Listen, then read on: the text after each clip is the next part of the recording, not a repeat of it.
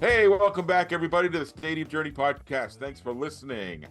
Check out the website, stadiumjourney.com. We are the world leader in sports travel information with reviews of over 2,500 stadiums from all around the world. We're on social media, Facebook, Twitter, Instagram, YouTube, Threads. We're even talking about some of those other little ones that nobody's ever heard of. But anyway, you can find us on all of those different social medias at Stadium Journey. Like, share, and follow, right? To find other episodes of the Stadium Journey podcast, simply type in HIAC Talk Radio Network wherever you find your favorite podcasts. We'll be there too. And if you would rather view your podcast and see our pretty faces, check out our YouTube channel. Again, that's Stadium Journey. If you want to be part of our studio audience, join us every other Monday night at 7 p.m. Eastern. Dan, what's the website? danlaw.tv.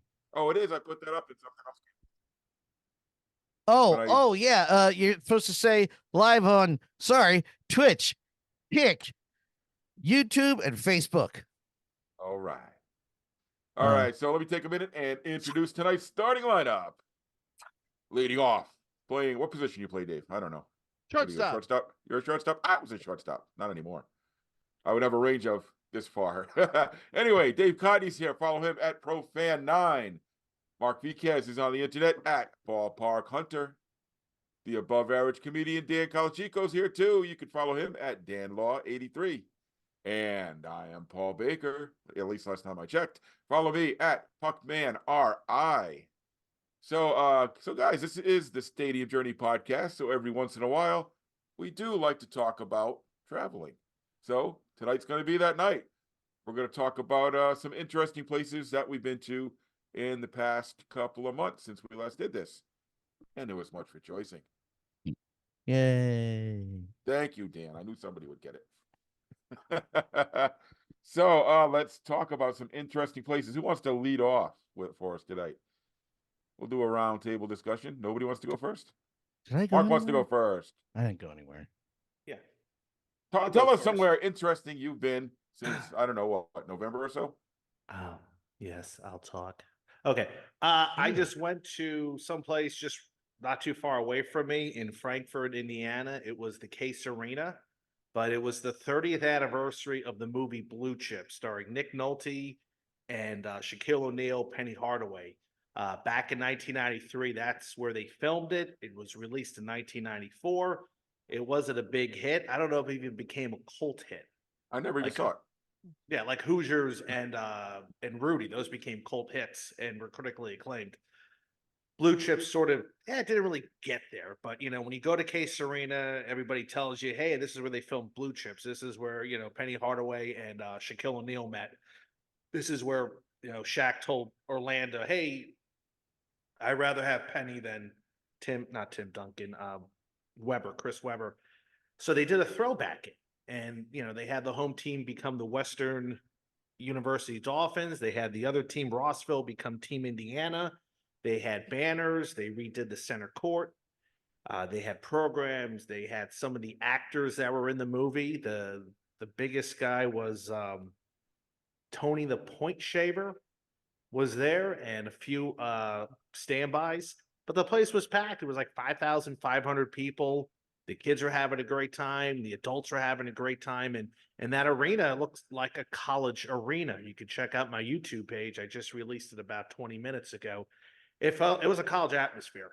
And, that's a 5,500 seat gym. It was kind of, I don't know if it's a once in a lifetime. They may do a 40th anniversary, but I definitely made the trip up there before temperatures dipped to the -2s out here in Indiana. But that was an exciting time because I didn't even know what was going on until a few days before.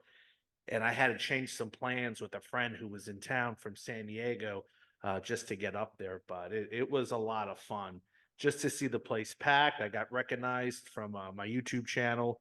I was telling all the kids that we're going to have a review at Stadium Journey. So it was a lot of fun. That's one thing I like about Indiana high school basketball. They get to do cool things like that. Now, not every gym has been home to a motion picture, but it's nice that this school up in about an hour north of Indianapolis was able to get this off the ground, because it wasn't an easy task. It took a lot of dedicated uh, people and staff members who volunteer. There you go, volunteers to put their time to make this happen. But it was a blast. I was one of those things. I was like, man, I'm lucky to live, near some of these great gyms to experience some of this experience. Sort of like Dave up in Canada with those awesome junior hockey gyms, arenas he gets to go to. I get to do that down here with basketball. And when the places are packed, I mean, there's nothing better than taking in a packed house of high school basketball here in Indiana, especially when it's cold outside and Hoosier hysteria strikes again. So that's one of the last places I went to, and it was a ball. I can't imagine a 5,500 seat high school arena or high school gym. It's crazy. No. At one time that was built back in, I think, 1961, and you used to get crowds like that. And they'll tell you it hasn't been packed like this in a long time. I was told there was a girls sectional game that had a huge crowd there a few years ago, but they said the last time the boys drew that well was probably like 1997, or maybe when they shot the movie the first time in 1993. So, that's the thing. We have these big gyms, but they're not always packed. They're packed during tournament time, and not everybody gets to host a tournament. Frankfurt, I think Frankfurt was going to host a tournament back in 2020, and then COVID hit. So I don't know what that crowd would have looked like. Yeah, 5,500. I'm trying to think. My high school, I think, was about 700 students. Oh yeah. No, that's the thing. My high school gym was probably an elementary school gym out here. I mean, my high school was 700 students. Just 700, not the gym itself. Yeah. Well, yeah, back in the 40s and 50s and 60s, man, you hear stories from some of the old timers. You had people waiting in line overnight to get tickets. And then every now and then when you get a star, like Flory out in Kokomo, who's going to Kansas next year, you got that place getting packed with 6,000 people as we speak for all home games. So yeah, it's fun. It's fun to kind of travel and check things out when you can, and brave the cold and snowy weather out here, but it's worth it when you get that excitement. So yeah, Dolphin Dome, Case Arena, check it out on YouTube, and check it out on Stadium Journey in a couple of days. I have the article ready to go. That sounds like an awesome experience. Did all your all high school arena reviews make it over to the new site, Mark? Yeah, I have all of them up. Nice. All nice. of them Yeah. up. So if you're a Hoosier high school hoops fan, man, we are a treasure trove of information. Mark has crisscrossed the state more than once. Some great content there. I know. And now I have to get down to like the Evansville area where, there's some other nice gyms there, but it's just I got the new car, so we could probably make it happen this year, maybe next year. Nice. That's a nice lead off right there to our episode. And that's why we like to do these every once in a while, because you're not going to hear a podcast talk about some high school place in Frankfurt, Indiana. We're Stadium Journey, man. We go everywhere. You're not going to hear content like this anywhere else. So tell your friends. Yeah. Please. Yeah, it helps that I live in Indianapolis. If I lived in New Jersey, probably wouldn't be hearing about it. This would be a different podcast then. Be a different podcast. Forget about it. Dave, you been anywhere exciting recently? So you want me to talk about Junior C hockey now? You talk about whatever you want. Well, No, I'm not been going to to talk about Junior C hockey. Poor Paul, I'm trying to educate him on the scariness that is junior hockey and all the levels and all the leagues. And Yeah, because I am Dave's editor, so when he hands me stuff, I like, all right, so what league is this one in now? What is this exactly? And then he has to explain the hierarchy so we can put it in the right order, so we don't have like a little teeny tiny team way up at the top of the page and something. I haven't even gotten into Junior A. That's like below the OHL. The OHL major junior, and then there's Junior A. And then actually, funny enough, my son had told me that a friend of his is playing for this team in St. George, and I never even heard of it. I'm like, St. George, that's just like a little village out by Brantford or whatever. I'm like, what are you talking about? And Junior A? It's not Junior A. Oh yeah, there's a Junior A league. And it's a rogue league, so you got rogue leagues too. I don't know. Bro, we don't play by the regular rules The of hockey. outlaw No, they don't. league. They're not under Hockey Canada. So Sounds anyway, like a beer league. That's what Rogue League. but I'm not talking about St. George. I'm going to talk about the complete opposite of St. George because St. George went teeny tiny. I'm going to talk about one of the biggest. So I'm going to talk about Houston. So we did our big Christmas trip this year, or last year. Last year. Technically last year.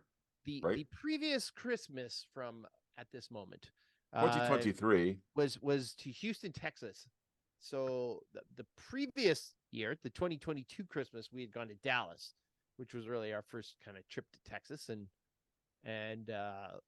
enjoyed it and had a great time. And looking for something that is in the kind of in that time zone area and warm and not Florida. So we ended up in Houston. So one of the things that we did is we took in a game at one of the, I think it's fair to say, is one of the premier venues now. It's held Final Fours, it's held Super Bowls, it's held the most recent national championship in college football, and that's NRG Stadium, which is the home of the Houston Texans. So, I mean, right off the top, you get into that debate, like where do you want your stadium? So, NRG Stadium is not in downtown Houston. It's off, like it's actually right across the path from the Astrodome, which, it doesn't look terrible from the outside. I mean, maybe it's falling apart on the inside or whatever. It has a heritage designation, so I'm not really sure what they're going to do with it. I'm pretty sure that means they're not going to tear it down. And I one of the surprising things about the Astrodome was how kind of nice it was from the outside. Not necessarily the building itself, but there are a number of different like bronze statues, and not your, it's not the same old. It's not like they got a big bronze statue of Jose Cruz from when he was an Astro or anything like that. I would love that, especially if you had the big Jose Cruz afro. I always remember the really, really high stirrups, Jose Cruz, the high skinny stirrups. But anyway, no Jose Cruz. But they do have a lot of kind of nods to the rodeo history in Houston, and the annual Houston Rodeo is probably one of the biggest events that happens in the city. And we would have loved to do rodeo when we were there, but it happens in February, so not a lot of it wasn't like Dallas where there was little rodeos all kind of happening weekly, but they do the big one. So NRG, not downtown. You got plenty of parking, which I don't know. Like, I don't want to have to search for parking and drive downtown. Oh, it's so painful. Tailgating. Driving. What do you know about driving? You don't drive anywhere. How much? Not do they charge now. to park? What's the price? Parking was not cheap. I think we paid. I paid $45. Whoa, That's really a bargain in the NFL these days. But it's not like what the heck were they charging in 45. LA was 100, What wasn't it? yeah, Milwaukee 100 was charging 40 for a stupid basketball. that's game. way too damn much. So, but I like part of it too is I'm when I'm traveling, I don't want to max out on my US cash. So I'm going to prepay as much as I can. So it's always a little bit more expensive when you prepay for parking for some reason. So anyway, Really? so we did that, and it's interesting. I was starting to think about how the venue is. I mean, it doesn't seem that old, but it doesn't have that brand new feel anymore. Like I was looking around, going, like, where would Mark be hanging out? There's like seats everywhere here. There's no Mark zone.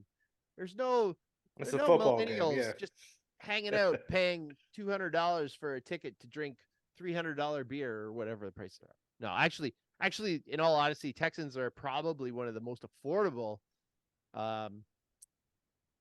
options in the NFL. Like, you could get tickets that are $20 in the kind of upper zone. Now, Next year, maybe not so much because they had a really good year this year. They just got eliminated on the weekend in the conference semifinals. So who knows? But yeah, it's surprisingly easy to get in and out. They had probably one of the best bits. I sometimes I think like I've seen it all already. I mean, you guys are probably in the same boat. Like, a promotion that I once thought was amazing. Like, okay, I've seen it everywhere now. Or like the first time you saw a ribbon board, a ribbon LED board, and like, wow, that's amazing. And then you're like, everybody's got one of those. Excuse me. But they had this awesome bit. So they had the seat upgrade. You know how they do the seat upgrade. They go way up and congratulations, your seats are upgraded. They way down. They do make a big deal about it. So they bring this lady down with the mascot is bringing this lady down to her seat upgrade. So they get to the seat and there's a guy sitting in the seat. The Texans are playing the Titans that day.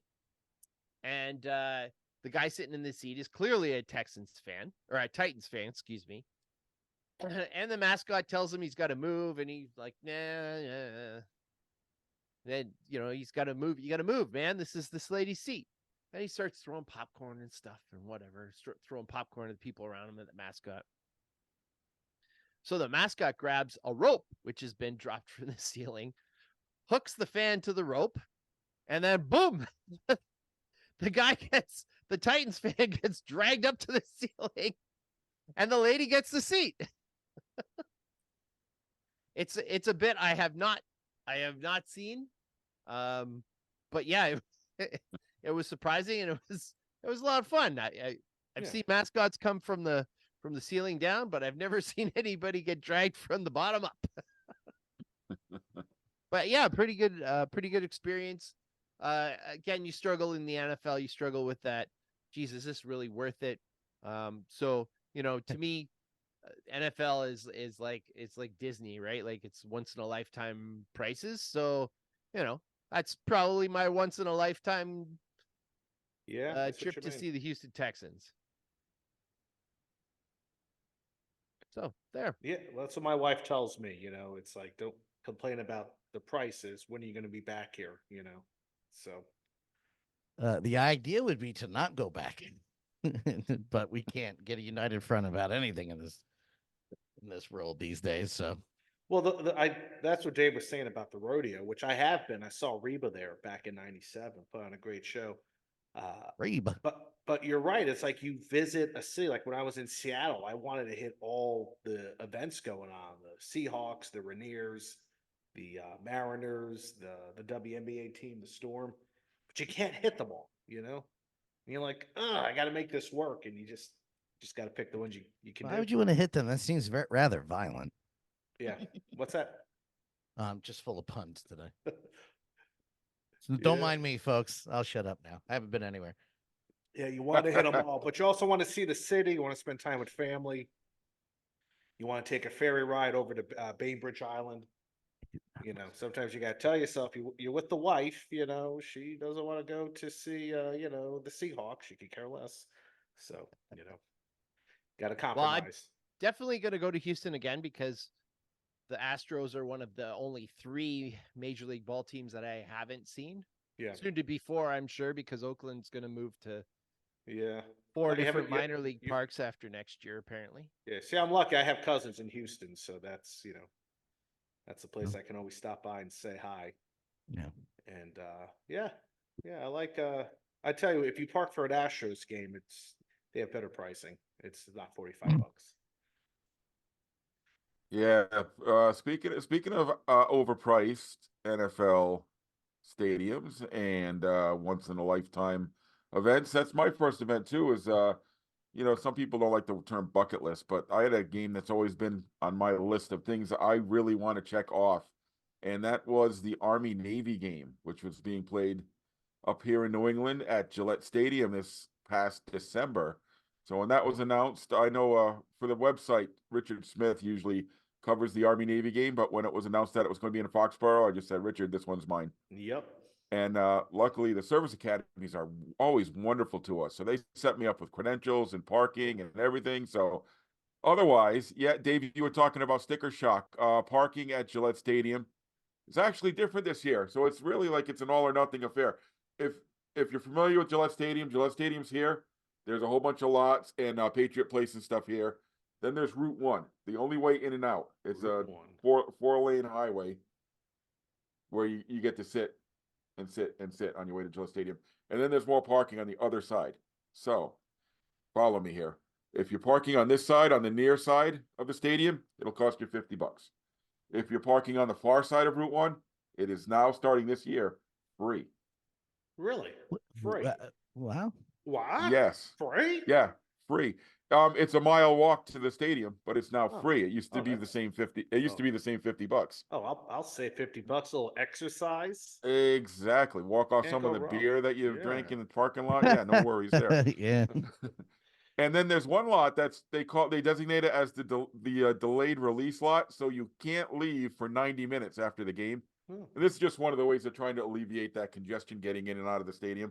If you've ever been to a Patriots game, you know it's horrific to get in, horrific to get out. Mm-hmm. But with Patriot Place there, you go eat after the game, spend 90 minutes, have a good meal, and they pay you $50 to go in this delayed release lot. Yeah, they're paying you $50 that they're taking from the other people parking there. Yeah, exactly. What, they're giving you $50 to go to the delayed release lot? Yes. Really? That's insane. Yes. Shoot, I'll do that. They just started that this year, Oh, so I don't know if shit. it's going to continue, but for this year, that's how they did the parking. Is it like 50 Patriots bucks that you have to? It's a Visa gift card, is what I was told. Oh wow, Okay. that's awesome. Yeah, okay. Yeah. So, but anyway, Giant since I was stadiums to do covering that. it for Stadium Journey, I got to park. Gillette has, and Foxborough Stadium and Gillette Stadium has always had this marvelous little teeny tiny lot right next to the stadium that is designated for residents of Foxborough. Foxborough is a town of maybe 10,000 people. So if you're a resident of the town, a season ticket holder, you get this perfect lot right next to the stadium. So I got to park there and just right in. But anyway, the Army-Navy game, I was told by everybody, get there early. Mm-hmm. See everything you can see because it's amazing. And let me tell you, they didn't sell it short. This was an experience. Even though the tickets are very pricey, you're probably paying at least $100, $150 to get in. It would have been worth it. Wow. Walking around the parking lot, of course, ESPN College Game Day is there. The cadets and the midshipmen are around, milling around in their uniforms, getting ready. They're soaking it all in before the game. And then you get into that stadium early because you want to watch the march of the midshipmen and the march of the cadets. They come into the stadium in formation and take up the entire field. What are their little sections called? Brigades? I don't know. But anyway, it takes a while. It takes a good half an hour, 45 minutes, but you sit there and you're just transfixed. And it's a very emotional thing to watch all these cadets and all these midshipmen march into the stadium in formation with the band playing and everything. It was amazing. And then after that happens, and after they clear the field back out, they have paratroopers. Both Army and Navy have paratroopers coming into the field. So that's fantastic. And then there are flyovers. The Navy had some of their jets fly over the stadium, and the Army had helicopters come over. It was just an amazing thing, and it was very emotional for me to witness this whole thing, and incredible. I had a seat in the press box, but I was sitting up there on the stadium soaking in every moment I could of this. Wow. It was just fantastic. And then, of sold course, out crowd, right? The anthems, huh? Sold out crowd, correct? Oh, absolutely. Not a seat to be found anywhere. Yeah, no, that's and it's where you have the rivalry, the go Army, go Navy, but everybody's on the same side at the same time. It's very good natured. So you get all this pomp and circumstance, and it's so emotional. It's a good 2 hours of patriotism, but in a good way. It's not the fake stuff you get at an NFL game. You know what I mean? No comment. And then the game starts, and you fall asleep because the Army and Navy are not college football powerhouses. Well, whatever you mean. It's fun, isn't it? The game I went to was a close game, but it wasn't an exciting game. But then the last 5 minutes, holy cow, that last 5 minutes were incredible. All of a sudden, I even forget who won. Was it Army or was it Navy this year? But they won by 2 inches. It was 15-10. Navy was going down the field. So Army did win, I believe. But the Army Navy was won going down. 17-11. All right, so it was 6 points, not 5. Yeah. Army was going down the field for the final thing. They Sorry. were fourth and goal. Enough time for one play. I think they were at the 2 or the 3 yard line. Ran a quarterback sneak or something that had no chance of getting in, but he got tackled within a yard of the goal line. So they won it they literally won the game by inches. So it was a fantastic experience, one that I'm glad I did, and I would recommend it to any college football fan, even if you're a casual fan. It's definitely worth experiencing. Badass just said that was the title of my sex tape. The last 5 minutes were incredible. You're Wow. lucky that it was 5 minutes long. Thank you very much. I 5 minutes appreciate that. is a good length for me these days. I'm not old. I'm not that old. Jesus. She also said, go to the warehouse in Arlington. I'm assuming we're talking about that new stadium for the Rangers.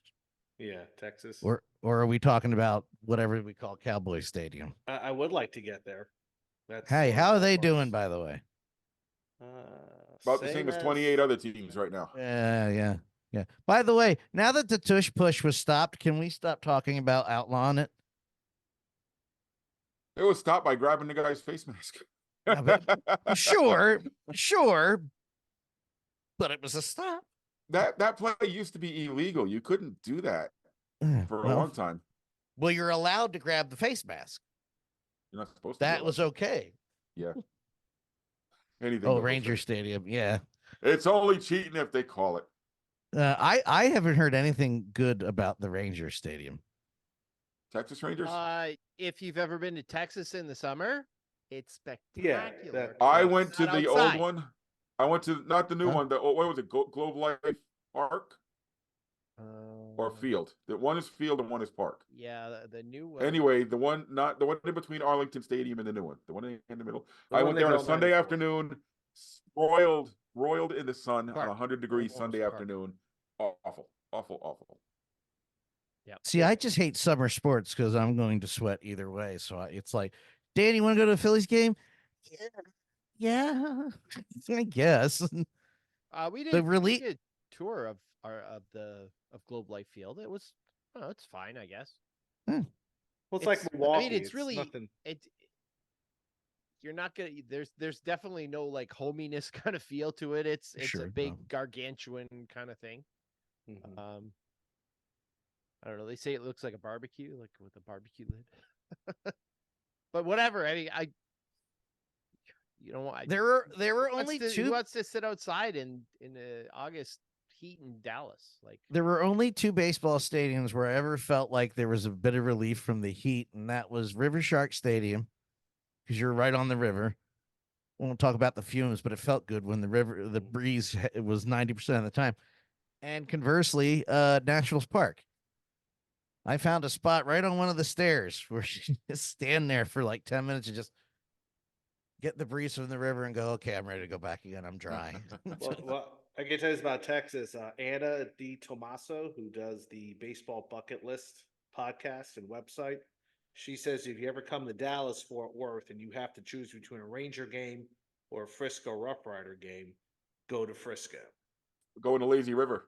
Go to the Lazy River. So that tells you what people locally think of the new Texas Ranger Stadium. Yeah, I'm sure I would probably go. No, come on. The new Texas Ranger Stadium is going to be sold out all year.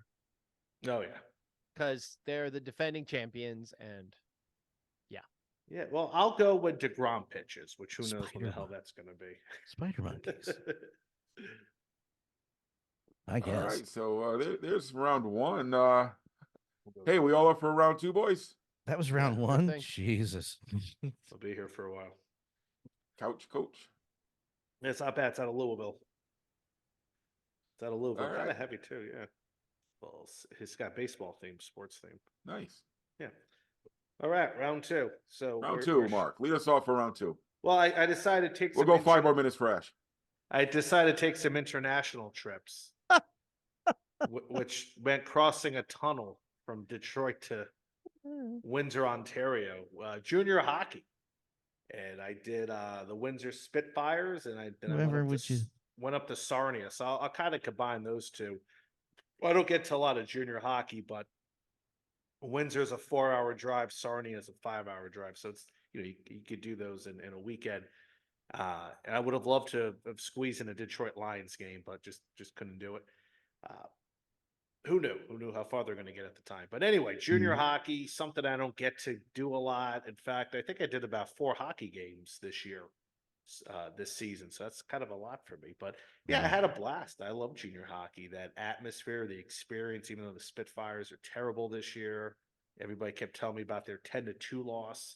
They were playing the Kitchener Rangers. They had some fans come into town, talking all that schmack, and you just don't get to experience that here in the great state of Indiana, maybe Fort Wayne or Notre Dame. But yeah, great experience. I know Dave said that Windsor was his favorite. It is a better arena. Let's be honest. That's an entertainment. Out of those two, it's my favorite. Out of those two, yes. Let's make that point. Don't put words in his mouth. Take away my Ranger card. Yeah, really. no, Jeez. Yeah. What did you say? Yeah, you're gonna be stuck at Welland. There'll be posters at the entrance in Kitchener. This man said something nice about the opposition. They were ready for him and for the Jackfish game in Welland that one time, but they were. I think they're doing some new renos. You got to go back. But anyway, I got it on the tentative list. So yeah. There's I a know joke my in there son's somewhere about baseball Jackfish. schedule, I can see when I'm gonna head to Welland. Yeah, but I can tell I really liked the Sarnia Sting game. It reminded me of a high school gym in Indiana. Fans were just crowded, standing. I love the intermission when the concourses were packed. I thought the food was a little bit better for the Sting game. They had a carving board station, roast beef, which was awesome. They had a little VIP section where you can, you can watch the game and partake in food and drink in there. And then afterwards, I went to the Walmart and you see people shopping, buying milk in bags, wearing their Sarnia Sting jerseys, complaining about the loss. I mean, they're buying their milk in bags and they're all dressed chips. I want to drink milk in bags. And their butter tarts. Wait. Milk in bags. Have you not heard about milk in bags? That's how they drink it in Canada. Dave, go get your milk in your container out of the refrigerator right now and have we not heard? How have we not discussed this before? Maybe we have. I don't think so. Because you're always talking about pork roll. Oh God, stop. Well, now if pork roll comes in a bag too, I just want to draw that parallel. Yeah. Pork roll in a bag. There you go. That's a concept. Right. Maybe Dave will eat it if that's the case. Hey, in New England we get bread in a can, so Yeah. No, but I just love that environment. We're there. At the Sting game. I just felt like it was a Sunday afternoon. Maybe I saw something different than the Windsor game. But the Windsor game was packed. That was a lot of fun. Taylor Hall's former team. Nice to see him up there in the rafters. So yeah, I had a blast. Junior hockey. I wish there was more to go. I wish London was playing or Kitchener or Flint. I would have loved to have done a little tour during that time just to compare all of them. I don't know how great Flint would have been, but it would have been nice. It would have been Flint nice. Mega Bowl. Yeah, no, but yeah, I had fun. It's something I wanted to do for a while, and I was able to do it because the last time I was in Windsor was at the old arena eons ago. So it's sometimes you don't get back to some of these places, even though you're only 4 hours away.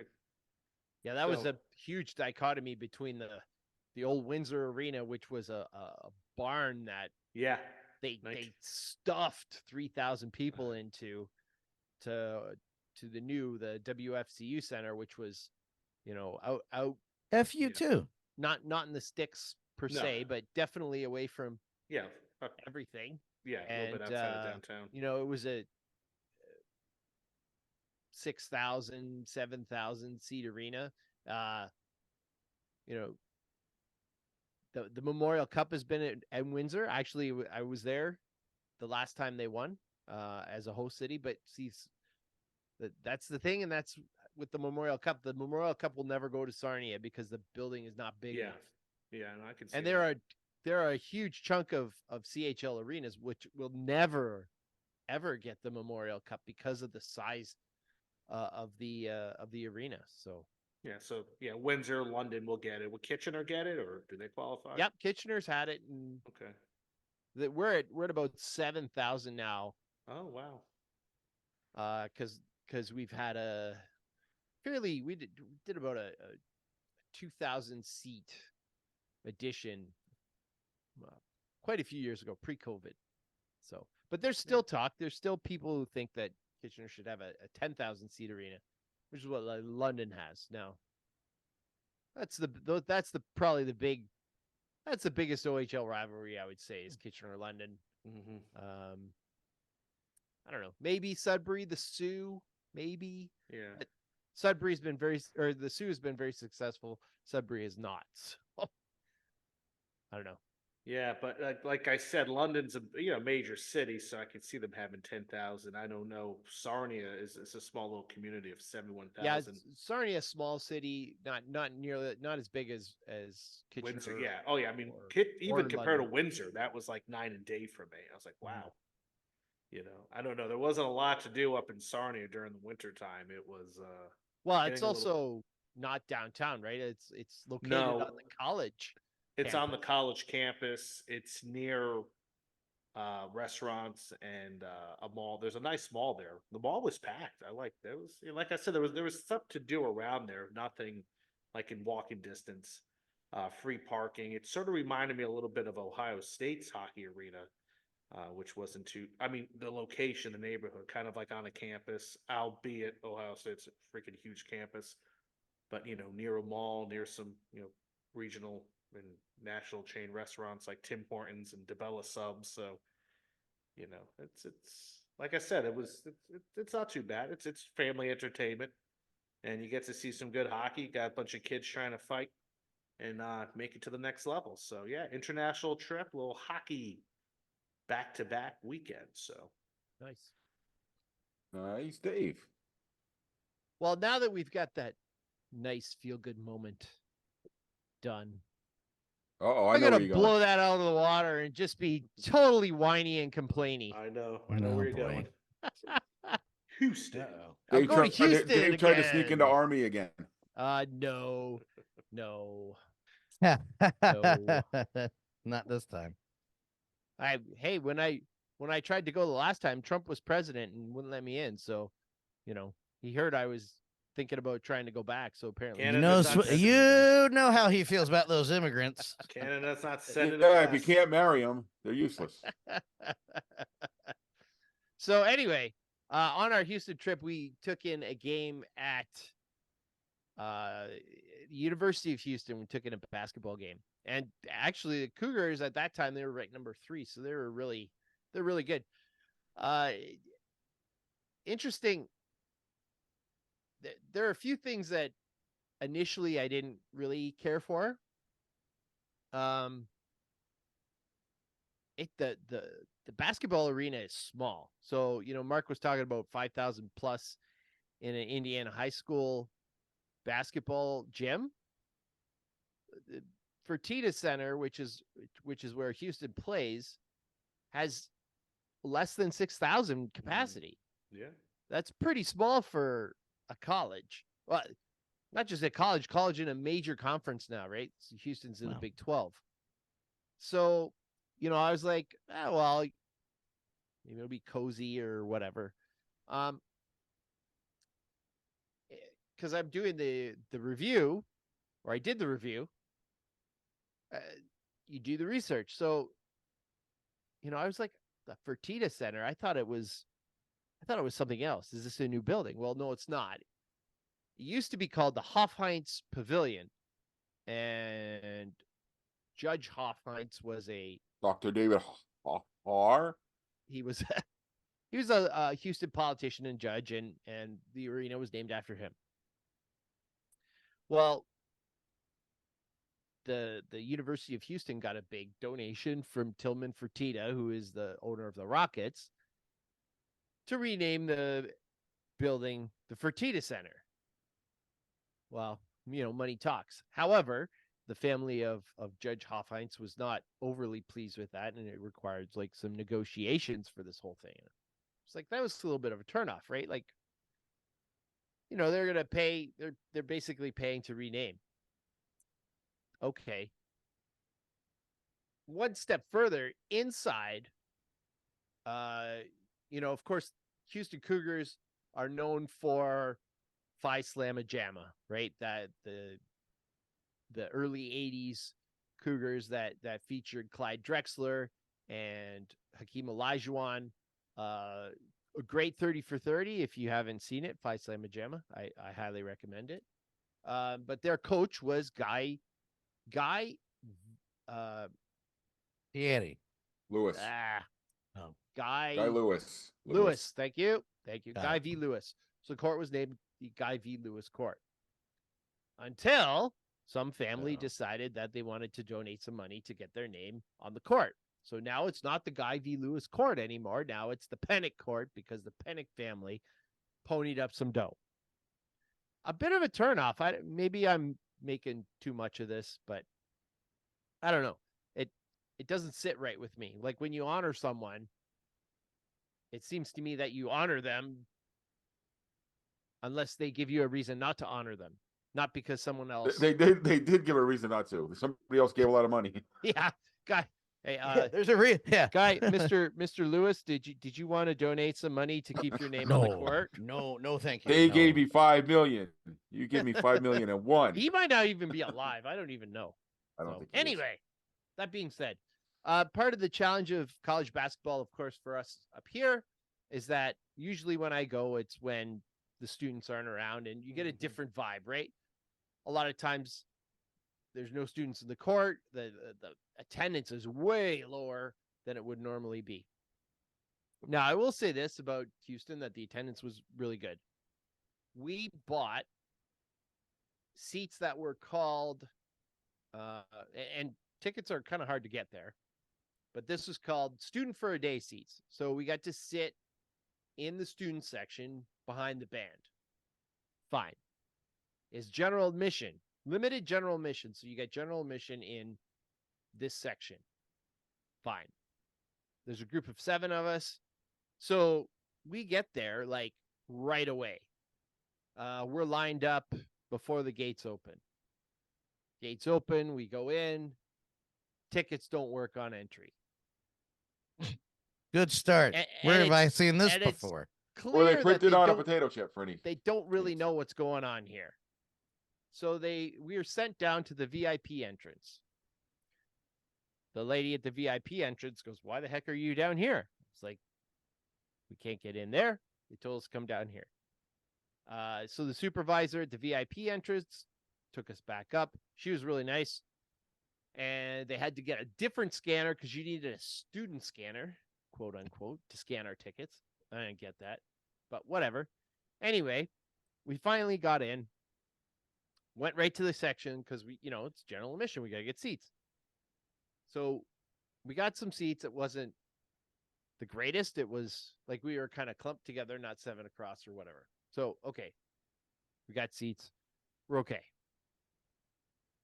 Until about 20 minutes, 15 minutes before the tip off, and people come into our section and they have tickets printed for the seats that we're in. The seats that are supposed to be general admission. So this is going great. I'm like, what are you talking about? How is this possible? Well, it's the group that's singing the national anthem, and it's a big group. So there were a few dozen of us who were displaced. So we have to get out of our seats. Well, there's no room in the section except for like the row right behind the band where you're not going to see anything because the band's standing the whole time. You're going to see a so tuba. I'm a little bit heated at this point. No. So I go to, what would you do? You would go and talk to the usher in the area. Is there an usher in the area? Hell no. So we got to go. I go to an usher, 3 sections over where I can actually find one. He doesn't have the foggiest clue what I'm talking about. He gives me, this is my section. I only know this section. Okay, fine. I go to guest services. The girl at guest services, I'm not sure she's ever actually helped anyone ever in life. She was sitting there with her phone, watching videos on her phone. And this is what she was going to do for the shift. So she's like, well, I don't know anything about this. They hand us off to this other guy because guest services is attached to the ticket windows. So this guy says, okay, I'll come out and I'll see where you're at. He gets tied up with somebody else, probably with the same complaint that we had. And he's at the ticket window. So we're waiting. Meanwhile, back at the section that we're supposed to be in, we have another group that's there. Somebody shows up, like I don't know, head usher or whatever. He couldn't have been older than my daughter. He was probably a student. So I go back there. I said, well, here's the situation. You guys have double sold these seats. It's like, I didn't double sell anything. Like, what? Really? Because my ticket says, 116, general admission 116, these rows. Their tickets say a specific seat in 116 in those rows. That's the same ticket twice. So he was just not budging, said, why don't you go sit down there? I was like, in the row behind the band where you can't see anything. I was like, why don't you just give us our money back? Well, there's no refunds. Oof. So, I was really hot and bothered. Now, my daughter stayed at the ticket window, and she hooked into with this other lady who had 9 people who were, displaced. The whole time we're having this, and like I said, there's probably about 25 of us who are displaced. There are people going by saying, oh, yeah, this has happened before. This is not the first time this happened. This has happened before. So somehow my daughter and this other lady found somebody who was sympathetic and printed off a bunch of tickets. So we ended up getting tickets. Now, by the time we sit in the new seats, which are probably like family seats or, seats for the other team, half of the first half is over. And Houston's playing Penn. Not Penn State, Penn. So the game was over. So the game's over. So, yeah, not a positive experience. Probably one of the worst customer service experiences that I've had ever. So I'm following up. I do a little research. Okay, I picked 3, the director of basketball events or operations or whatever, and the ticket office, and I send an email. And in my email, I say specifically, I am not looking for any financial compensation, meaning I'm not expecting you to give me my money back or give me extra tickets or anything like that. And you know what I heard back from UH? Crickets. Nothing. Yeah, that happened, unfortunately. So, and then, of course, I wrote the review. Now, I think I was pretty fair. Paul and I debated about where this part of the story should go in the review. I'd like to say it was better than if I had written the Army football review, which would have been 2 words. Don't go. If you're kidding. But But you got in the building in Houston, right? Yeah, I got in the building. It's tough because, the overall experience was not positive.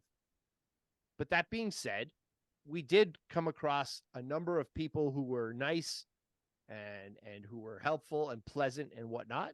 And, it just, wow, I don't know. Just probably the worst customer service experience that I had.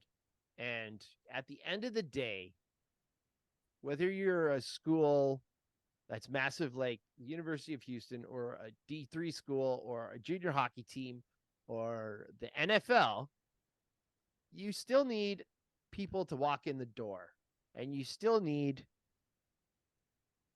that support. And without it, your event is substandard and in danger. And Yeah, I gotta say it was, like I said, one of the worst customer service experiences I'd ever had. So that really concerns me because I've worked for many teams before. Mark, I know you've worked for teams before, and for every team I've ever worked for, customer service is the ultimate goal and the ultimate mission.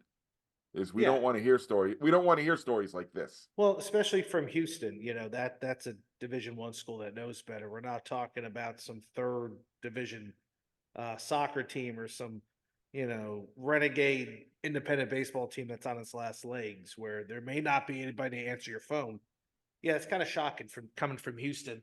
However, I have reached out to colleges, Murray State, uh, Loyola, on just questions, about their arena, and I've heard nothing from them. I'm not looking for tickets or, so you wonder who you're sending these messages to.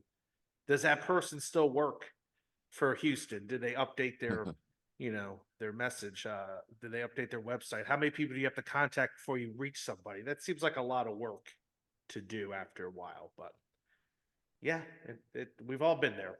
But yeah, it's Maybe Army was a little different because I had money involved, right? Where Yeah. I had bought tickets that were sold to me and parking, and I couldn't get in. And, I wasn't just going to wait for an email. So I called the ticket office and I talked to somebody and whatnot. And I ended up getting all my money back for that one. But, it's funny. It's not too different. And here's a perfect opposite. And I'm sure I've told this story before.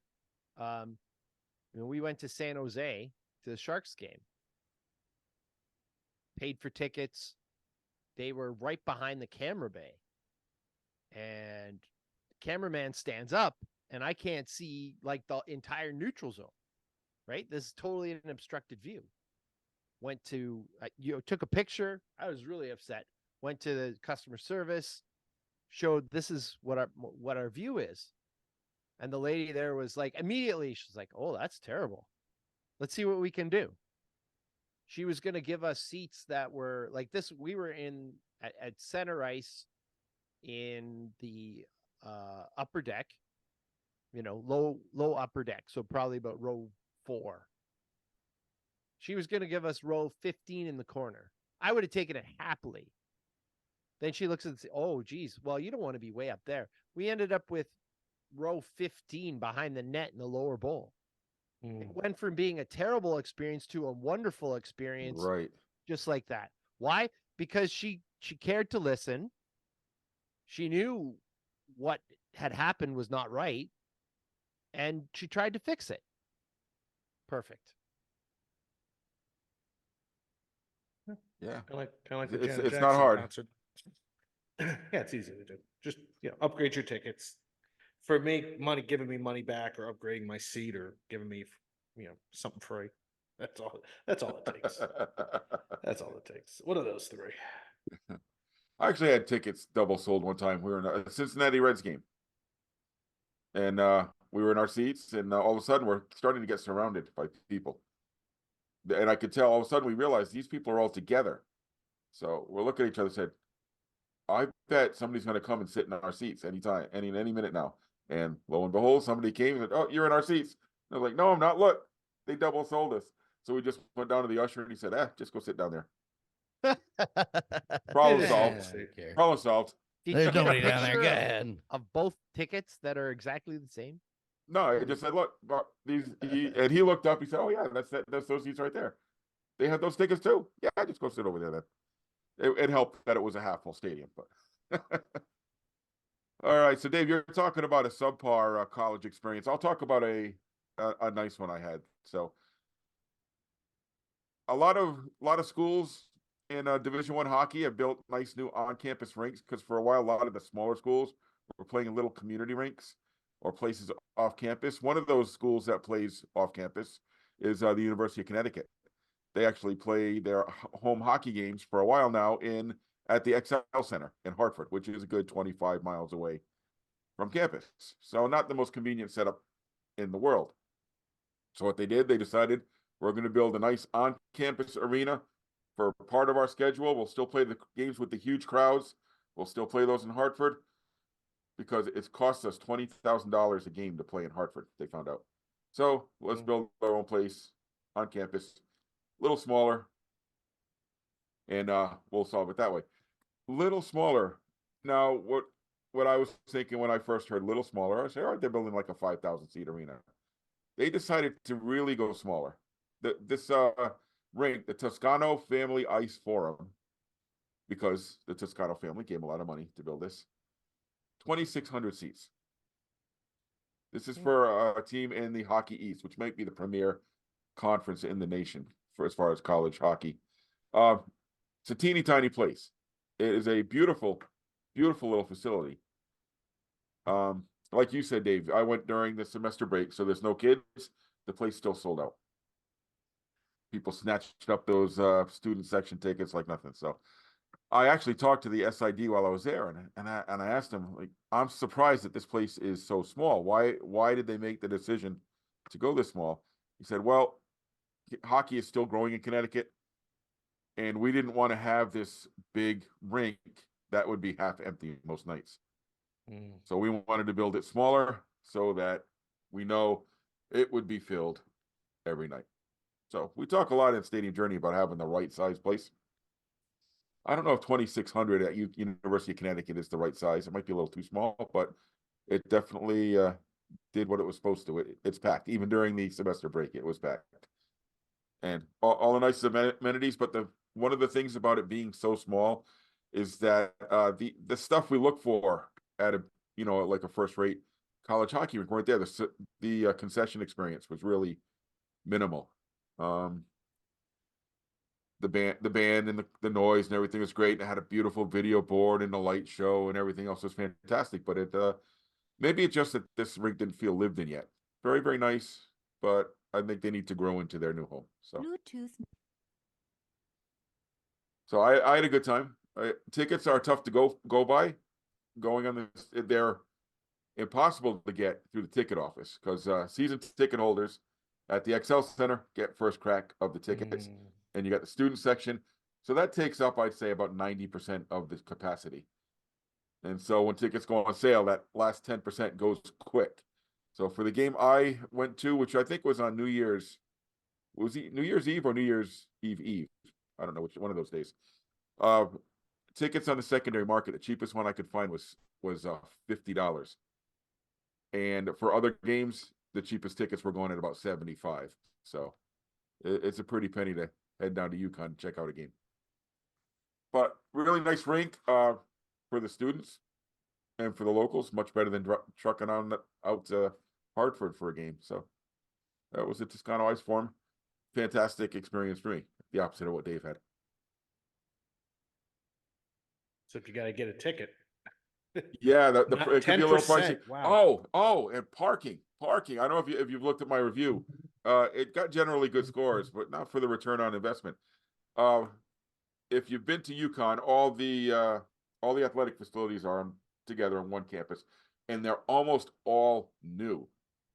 So they built a new baseball stadium, a new soccer, a lacrosse stadium. They built a new hockey rink, and your Gamble Pavilion. But the thing is, they've taken up all the parking lots that were there for those little things.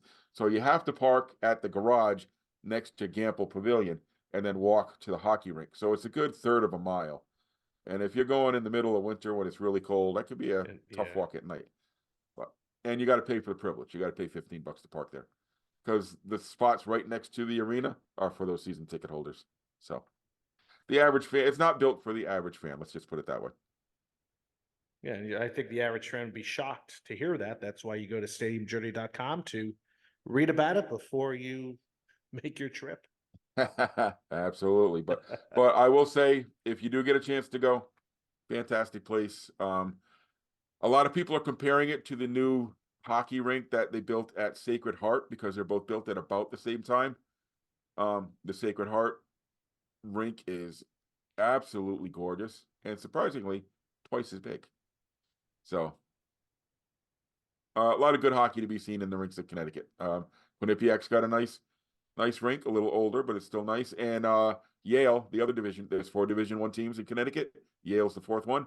They play in a historic rink, Ingalls Rink, what they call the Yale Whale, because from the outside it is shaped like the back of a whale. It's very unique in that way. So, Connecticut Division One hockey, pretty cool, and underrated scene. So, all right, guys, we've gone 2 rounds. We've been going for an hour. Do we have any more in us, or should we call it here? I mean, we have plenty more, but we've done an hour. I think we're pretty good. I think so too. Yeah. I'd like to go more, but sometimes the mind is willing, but the body is not able, right, Ash? Mhm. I mean, we could talk about those very condensed seats at the Value City Arena for all At Ohio State. We talked about that last time. I think we talked about that last time. I had a pretty cool Division 3 basketball experience. I was thinking of you the whole way, Mark, in your Indiana high school gyms, as I'm traveling through D3 gyms through the state of Connecticut a few weeks ago. Yeah, I But gotta we hit can say some. that. Yeah, I gotta hit some D3 out here too. I want to see what that experience is like. So, don't worry, folks. There'll be plenty of stuff to talk about. Hey, and if you need to catch up on where we're going, just check out the website stadiumjourney.com, yeah, right? .com. All right. So thanks everyone for listening. Did you Yeah. see in the You interrupted. chat there? Oh, what's up in the chat? From Eddie. Eddie Oh, here it is. Hoops, maybe? I've been Eddie double Hoops? sold tickets at least 6 times in NFL stadiums. Oh, You might have, is that Eddie Hoops? I don't know. Dan sent it. Oh. Is it Eddie Hoops? He's a guest on It's one of Eddie Hoops. Yeah, he's a guest on my podcast pretty soon. That guy's got some he's got stories some about good. He was Eddie's got just some in stories. Congo for international soccer. travelers. Yeah, no, exactly. We talk about going to games in African nations. Yeah, my exotic location this week was Hanover, New Hampshire. Eddie's in the Congo. Yeah. I mean, Eddie and I did that podcast a few months ago, but I keep pushing it back. Sorry, Eddie. We'll get you on there. We'll get you on there. How many So- people though? How many people? Well, I out hope there- your situations got resolved better than Dave's did, Eddie. Yeah, that's true. How many In people would Zimbabwe. appreciate the Newhart room though that you were in? Oh, all right. Hampshire. Really quick. So I was up in Hanover, New Hampshire, talking about fantastic college towns. Hanover, New Hampshire is a village of 9,000 people. Dartmouth College has 6,500 students. So it's a college. It's all college. But anyway, you cross the river into Vermont, and I found this little inn called the Norwich Inn. I went there because I was grabbing some craft beers to bring home with me, and they brew their own beer.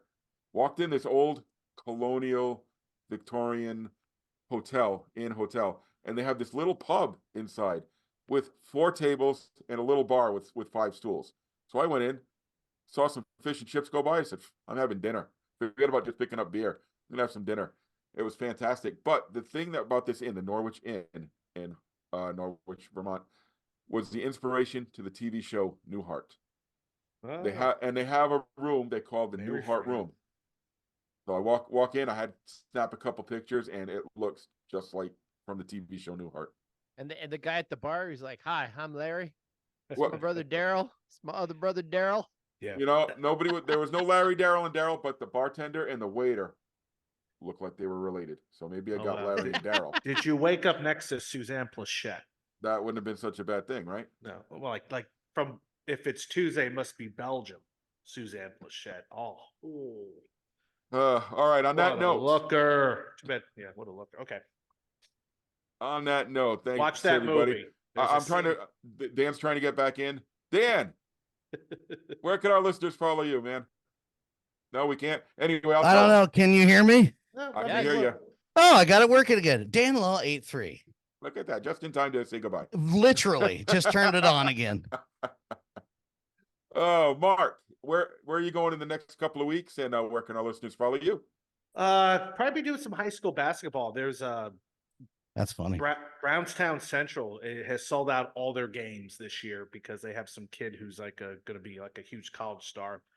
So I'd like to get down there to see what the hoopla is all about, and plus I want to follow Flurry. Hoopla, get it? I want to follow this Flurry from Kokomo. He's going to be playing on the road in some nice barns that should sell out in Richmond, Indiana, and then maybe even head up to Kokomo one last time. That Kokomo is like my favorite gym in Indiana to see.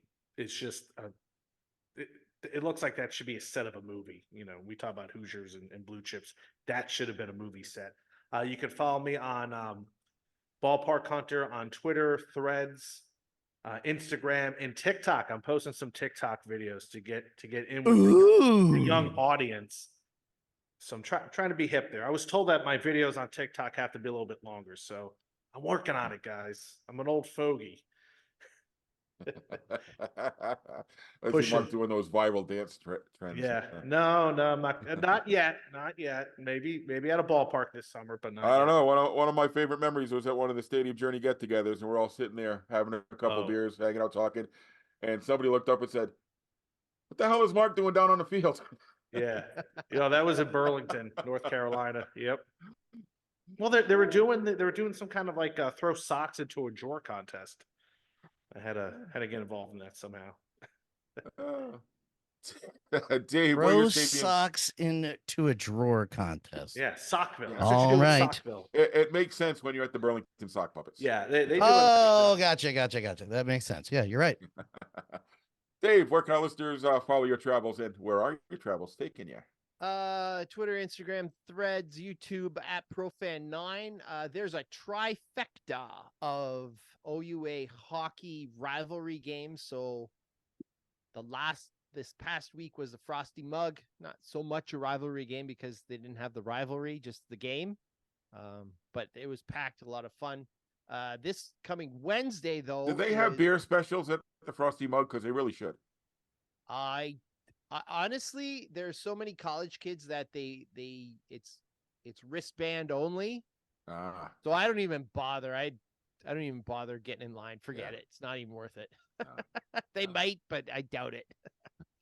So anyway, the Wednesday coming up is the second part that I'm going to. It's the Battle of Waterloo at the Odds. So the Kitchener Memorial Auditorium, great venue, of course, where the Rangers play, but it's going to be Laurier against Waterloo in hockey.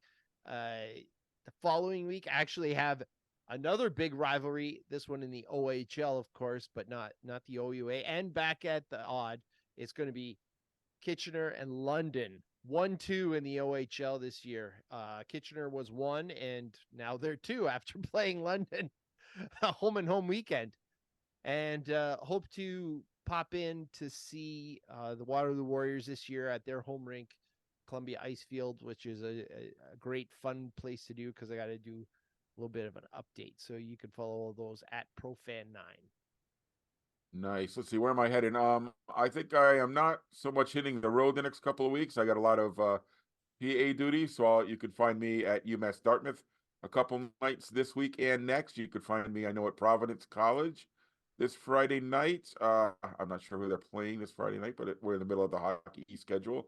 I'm at Brown next week, so a lot of hockey rinks, a lot of PA announcing some basketball games. It'll be a lot of fun. You can follow my stadium journeys at Puckman RI.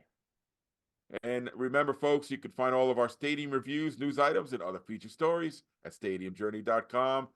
Connect with us on our social media channels at Stadium Journey.